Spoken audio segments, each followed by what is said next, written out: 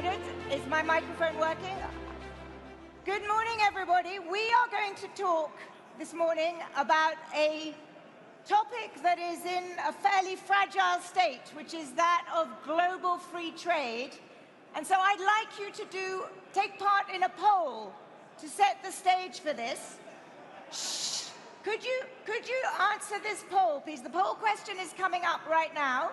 And the question is the impact of raising tariffs globally more positive than negative? So this is an intelligence test for you, because if you believe that tariffs are good, you should say yes. If you think that tariffs are bad, you should say no. Please vote, and we will discuss that later. And now I'd like to welcome, for a conversation, Dr. Ngozi Okonjo-Iweala. Come and join me, Dr. Ngozi. Dr. Ngozi, as you know, come on up. Come and join me. Have a seat here. If I could just get your attention, if you care about free trade, you should be listening to this conversation. And as your chairman this morning said, we need more open trade, not protectionism. So I suggest you listen to a conversation with a woman who is the global avatar for free trade. Dr. Ngozi, thank you for joining me. Thank you, Zanny. As you know, Dr. Ngozi is on her second term as Director-General of the World Trade Organization. You wrote recently that the global trading system has been jolted in the past few months. I think that's very English understatement. It's been quite severely jolted, and some would say that the World Trade Organization is on life support. How do you view the state of global trade? Well, thank you, Zanny. Let me just say this, maybe jolted. I'm not British. I would rather say disrupted. Disrupted. Oh, yes, okay. I think that the global trading system is suffering the most severe disruptions in 80 years. And so there's no doubt that it's been bruised, as I said. I always say it's battered, but it's not broken. And the reason is this: you don't have to take my word for it. Just look at the analysis. The analysis shows that in spite of what has happened and the unilateral actions of the US, 72% of world trade is still going on WTO most favored nation terms. So yes, most people think global trade has been severely disrupted, which it has.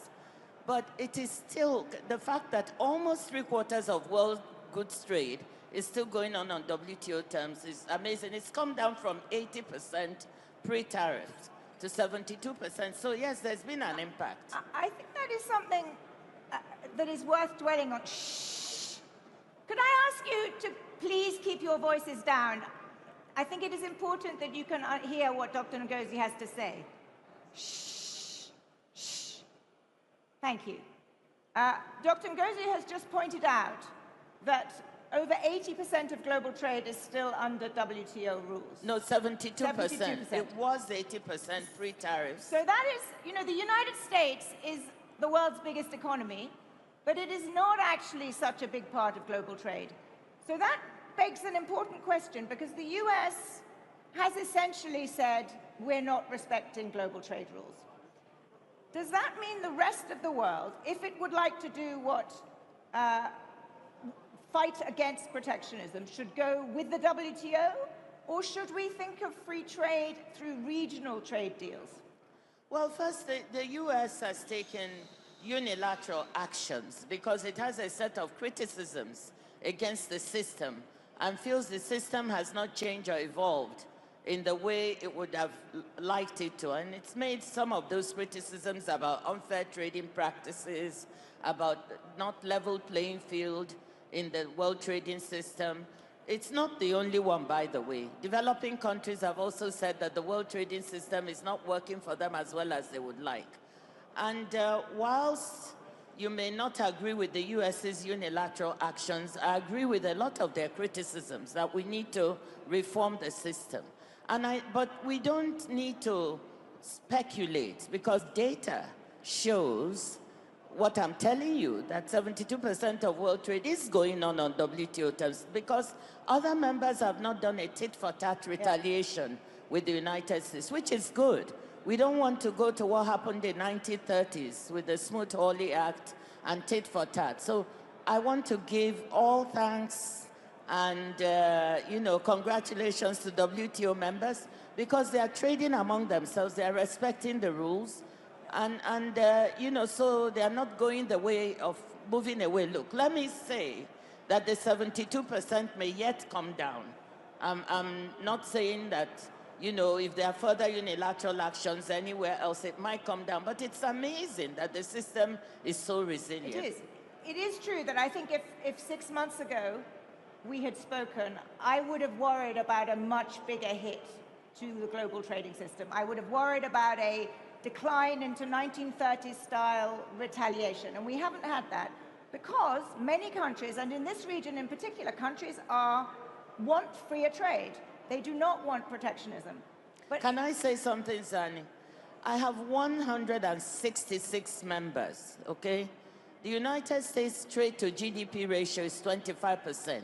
So, it can live, it has a large economy, domestic demand is great, can live without trade. 142 of my 166 members have trade to GDP ratios north of 50%. So trade is existential for them. But can you have a successful global trading system without the world's biggest economy actively taking part? I think the U.S. is actively taking part. The U.S. is at the WTO. It's still a member. It engages at the WTO, and I think what we need to work with the U.S. on the reforms. And I think, look, this is where I see opportunity in this crisis, in global trade. So whilst we're sitting here, I think we shouldn't all be doom and gloom. There are parts of trade that are really growing. Services trade is growing at twice the rate, at about 4.3%. Goods trade is growing at 2.4% this year. Digitally delivered services trade is growing at 8%. So all of that green trade is almost 2 trillion.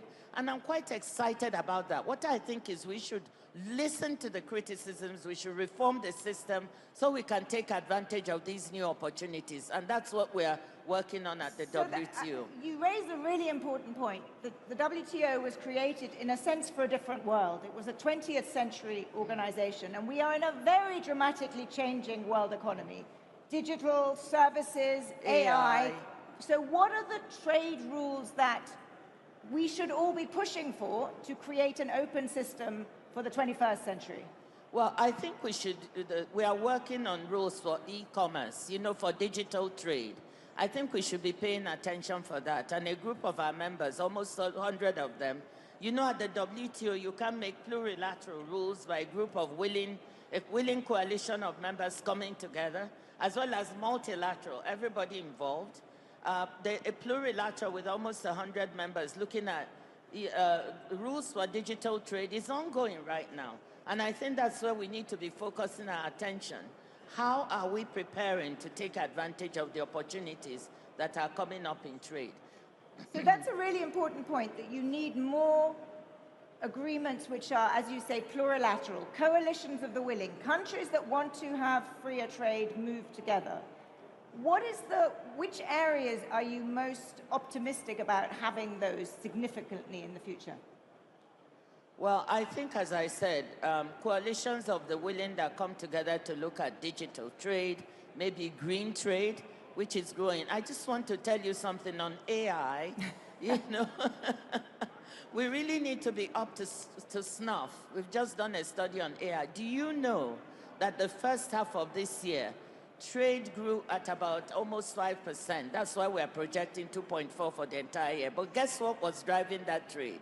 Trade in products relevant to AI. Of course. 42% of the growth in trade in the first half of this year was driven by AI goods. So if we don't sit up and devise the rules that can make AI trade continue to grow the way it is, then we're losing time. But what do you mean by that? Because AI is clearly, will be discussed hugely at this conference. It's the technology of our time.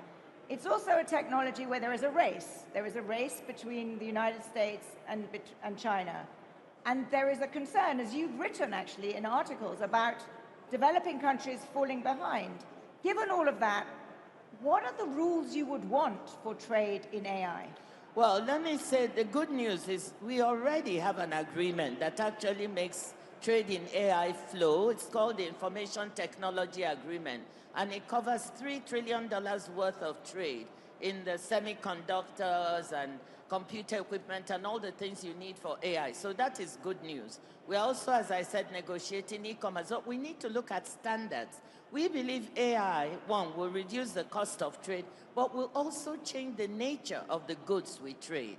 And for that, you have to look at standards. And this is something that the WTO is very good at. And so we need to focus our attention on how do we think about standards in goods that are AI infused or services that are AI infused. You know, I hear you say that, and of course I agree. But then I think, where is the world's attention going to be? The world's attention is going to be on the meeting between President Trump and President Xi Jinping, because they are the two big economies that will set the rules. And I worry that you are pushing for useful things, but they are not where the center of the action is as regards global trading relationships. Absolutely, I disagree with that completely, Zanny. I mean, if we were not where the center of attention is, I don't think that China and the US will still be part of us at the WTO. They'll move. They don't need to be there. China's trade to GDP ratio is also less than 30%. But they're there, and you need to ask yourself why. So yes, it's also good to talk about AI and all that, but there's some parts of trade that are the plumbing of movement of goods and services in the world economy. And I think these two countries know it. China knows it, and the USA know it. But, you know, I always joke that the WTO and its rules and agreements are like the plumbing in your house. You ignore it until the pipe breaks and floods the room. That is a metaphor I don't want to think about too much. Well, just think about it. You don't think about the plumbing in your house until the pipe breaks and your nice Persian rug is flooded and ruined. That's the way. WTO has fundamental rules like customs valuation agreement, intellectual property agreement. What I love about this place now is business people are in here. They are the ones that trade. You and I don't trade. So they know what matters to them. And so China, business people in China and business people in the United States, they are our support at the WTO. We do trade. I sell a product across borders, absolutely. Let's find out whether this audience believes that the global tariffs were a good or bad idea. Let's get the results of the poll, which I believe are ready. So they've come up. 20% of you think, oh, phew. Oh, luckily, they're all free traders here. That means 20% think the tariffs are a good idea. 80% of you think they're not. So we're starting, this is a friendly crowd. It's because they're business people. Absolutely. You know, that's why I love being here. You know, they know what actually happens in trade. So they know what is good and what's not. We just have 1 minute left. Given that you have a friendly business crowd here, and this is an action-focused event, things happen after this event. What is your wish list? What do you want these business people to go back and do and tell their governments needs to happen? If you could wave a wand, what do you need to strengthen global trade going forward? I'll say two things to them. One, some optimism is warranted. Things are not broken the way people think. You know, just take away this number, 72% of global trade going on WTO terms. Two, but we need to reform the system. We cannot be complacent. So what I want you to do is to get your governments to support the reform at the WTO. We need to reform some of the ways we do business, like our consensus decision-making system, which is practiced as unanimity. Everyone has to agree, so it really slows down decision-making. We need to improve our transparency practices. For instance, we need to talk about the use of subsidies, whether they are new green subsidies or existing industrial subsidies. Industrial policy is back, so we need to talk about that. So there are lots of things we need to reform at the WTO. I want them to first bring their ideas for the reform. Some of them have been doing that. We just received the Kendaren from Japan, and they brought specific things they want to see in the reform. Bring your reform ideas and get your ministers of trade to have the political will to push for the reform March 2026 at the WTO Ministerial in Yaoundé. Thank you. Bring your reform ideas, and the WTO is alive and kicking. Dr. Ngozi Okonjo-Iweala, thank you very much. Thank you, Zanny.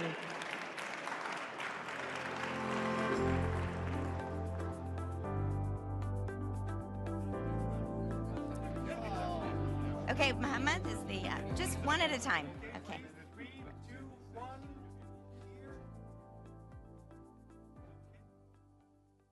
Applause. Big round of applause for Zanny, Minton, Beddoes, and for Dr. Ngozi. Can we hear that applause, please, ladies and gentlemen? Okay, I'm going to organize this auditorium a little bit. Everybody who wants to network, who is all the way over there, please head to the Grand Cafe.